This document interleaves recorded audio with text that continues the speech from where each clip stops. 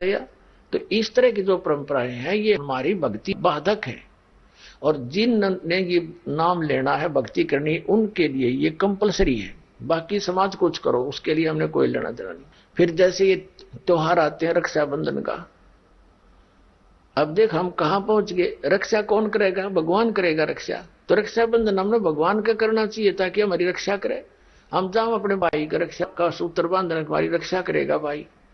अब रक्षा रुक्षा उद्देश्य ना रह रहा, के देगा भाई, ये उद्देश्य लेकर जाती है बहने।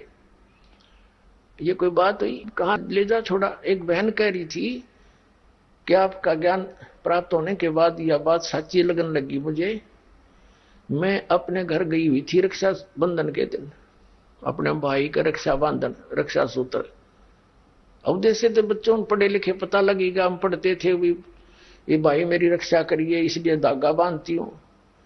तो मैं इंतजार कर रही थी, भाई बाजार गया था और उसकी दुर्घटना होगी।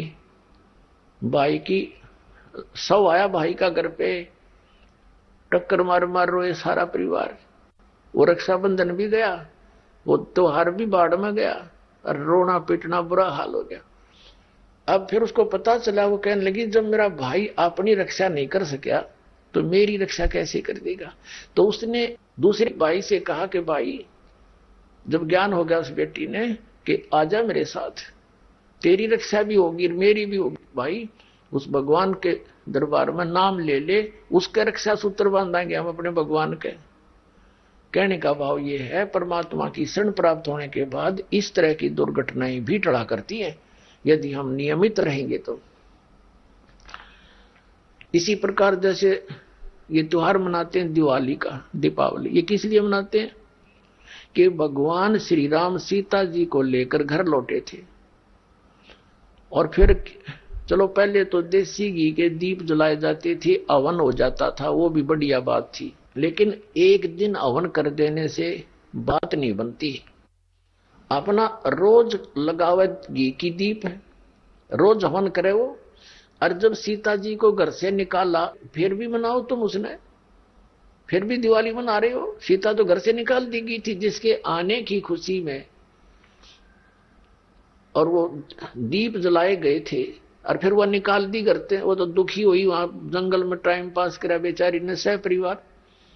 और श्री राम घर पे, परिवार उसका जंगल में, चाहे राजा के कुछ भी बना रहो, एक छोटे से नगर का राजा, अयोध्या का राजा था, चाहे राष्ट्रपति बन जाए पूरी पृथ्वी का, जिसका परिवार कहीं रहा कहीं वो जीव सुखी हो सकता है, और फिर भी दिवाली मनावे और दीप जलावे। तो इस तरह की जो क्रियाएं हैं ये परंपरा है, सूझबूझ का कार्य नहीं है। फिर बम छोड़ते हैं त्योहार के दिन, तरह कितना प्रदूषण फैलाते हैं, आग लग जाती है। तो यह परंपरा बनाई तो बच्चे आकर्षित हुए, इसको समाप्त करेंगे धीरे धीरे।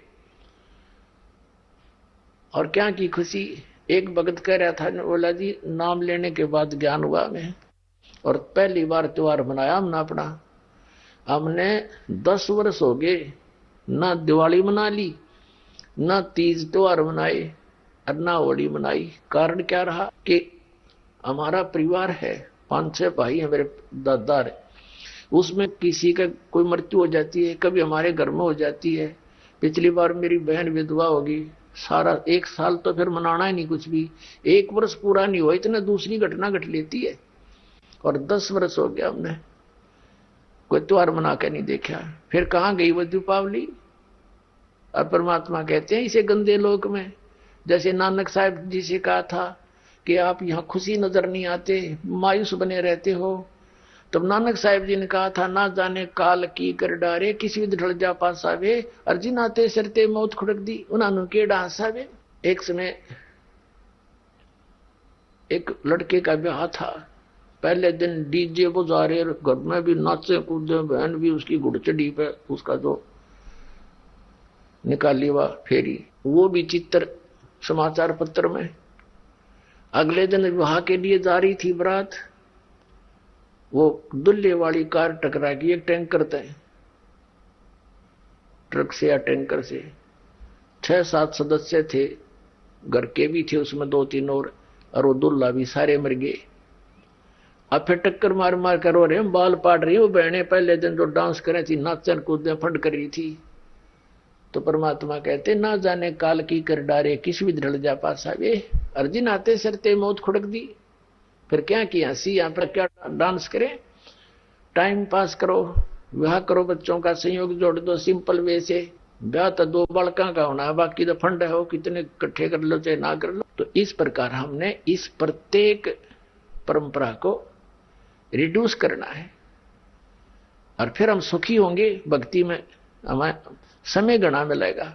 हम इससे काम लगे रहे, जिसके 2 बेटी होगी उसका मरण हो जाता उस माता पिता का, कोई बात हुई या ऐसा गौ धन बेटी यहां भी कुमाती चली जा रहा, आगे सारा जीवन कुमावे और उसको कैर बना लिया हमने अपनी गलत परंपरा के कारण।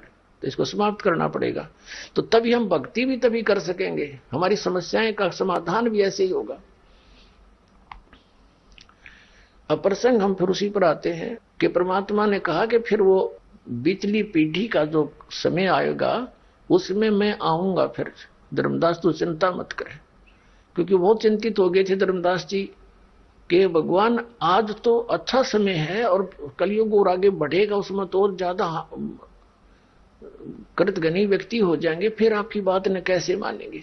तो परमात्मा ने कहा था मैं मना लूंगा, ऐसा ज्ञान दूंगा कि उनके हृदय में समाओगा और फिर एक बार दोबारा सतयुग जैसा माहौल हो जाएगा। राग द्वेष खत्म, माया की दौड़ खत्म, सारा सब ज्ञात में माला, चाहे कोई खेत में, चाहे मजदूर है, चाहे घर पे है, मंत्र करेंगे। आजकल ऐसे इंस्ट्रूमेंट बना दिए परमात्मा ने, ये मोबाइल तक डाल दिए जेब में, मोबाइल ना तो एक और चला दी जिसमें एक चिप डाल लिया, अपना सारा दिन बोले तो वो हाली की भी जेब में, पाली की भी जेब में, मजदूर किसान दुकानदार की जेब में रहेगा। मंत्र चल रहे हैं, दूसरे को पता नहीं क्या सुन रहा है। ये काम आया तो ठीक है, बंद कर दिया, अपना काम करा, फिर चालू कर दिया। और किसान मजदूर को तो चाहे कान में लाए। दास का जन्म किसान परिवार में हुआ, हमने देखा पाली जाते थे वो कितो खड़े होकर अग्नि गान लग जाते, नो कान पर हाथ धर के, और कोई काम नहीं, कोई कुछ गा रहा है, कोई कुछ गा रहा है। हाली है वो भी अपना हाल के साथ साथ फिल्मी गाने बोल रहा है। तो फिर हम अपने भगवान की वाणी बोलिया करेंगे, यही सुना करेंगे, उससे बोया हुआ बीज भी अच्छा होगा। जहां भगवान की चर्चा सुनते सुनते चलते चलते श्रवण करते हुए बीज बोया जाएगा खेतों में हाली के द्वारा, तो उसके अंदर भी संस्कार होंगे और अच्छे खाने वाले में भी वो गुण प्रवेश होते हैं। वचन की इतनी शक्ति होती है। हम फिर वहीं आते हैं जहां से प्रारंभ हुआ था। अब उस परमात्मा के पाने का, उस भक्ति का जो विधि क्या है, सतलोक जाने की, उस लोक को पाने की जहां सदा सुखी रहता है प्राणी, उसकी साधना क्या है, वो 3 बार में पूरी होती है। तो प्रथम मंत्र जो है, ये पहले 5 नाम देते थे परमात्मा, अब कंप्लीट कोर्स अब देना है। जिन महापुरुषों को दिया उनको तो कंप्लीट दे दिया था कि तुम ये सिमरण करो, लेकिन आगे ये दान करना। गरीबदास जी के बारे में परमात्मा ने कहा था कि 12वां पंथ जो गरीबदास का होगा 1774 में उसका जन्म होगा, फिर उसको मिलूंगा मैं आकर के। संवत 1784 में कबीर परमात्मा सतलोक से आए थे, वो लीला करते हैं मालिक ऐसे ही, और गरीबदास जी को मिले थे। 10 वर्ष के बालक थे गरीबदास साहब, खेतों में पाली थे अपने गौओं के। तो वहां से परमात्मा उनको प्रथम मंत्र देकर गाय के दूध के द्वारा, वो पान का अर्थ होता है पेय पदार्थ के साथ में, दादू साहिब जी को दिया था एक पान के पत्ते पे अपने करमंडल से जल डालकर। और भी लीला है लेकिन वो बार बार बतानी समय नहीं इतना, तो उससे दिया था। गरीबदास जी को दूध के साथ दिया था। तो अब वो जो परवाना प्रथम है, वो पान परवाना यानी पेय पदार्थ के साथ दिया गया भक्ति का मंत्र, वो पान परवाना कहलाता है। दास आपको जो देता वचनामृत, वचन से उसको बना दिया जाता अमृत, और साथ में मिश्री, ये आपका और प्रथम मंत्र दिया जाता। अब ये 7 मंत्र का देना है। ये 7 मंत्र का क्यों देना है, ये कहां प्रमाण है, ये सूक्ष्म वेद के अंदर है। और वो सूक्ष्म वेद परमात्मा ने दोबारा वाणी गरीबदास जी के माध्यम से क्यों उजागर करवाई, क्योंकि उनको मालूम था कि ये काल के दूत कबीर पंथ में, कबीर पंथी कवा के उसमें फेरबदल कर देंगे। तो कबीर सागर में बहुत सारा इन्होंने कुछ परिवर्तन करने की चेष्टा की है, जिसने जो अनुकूल लगा वैसे ही फेरबदल कर दिया।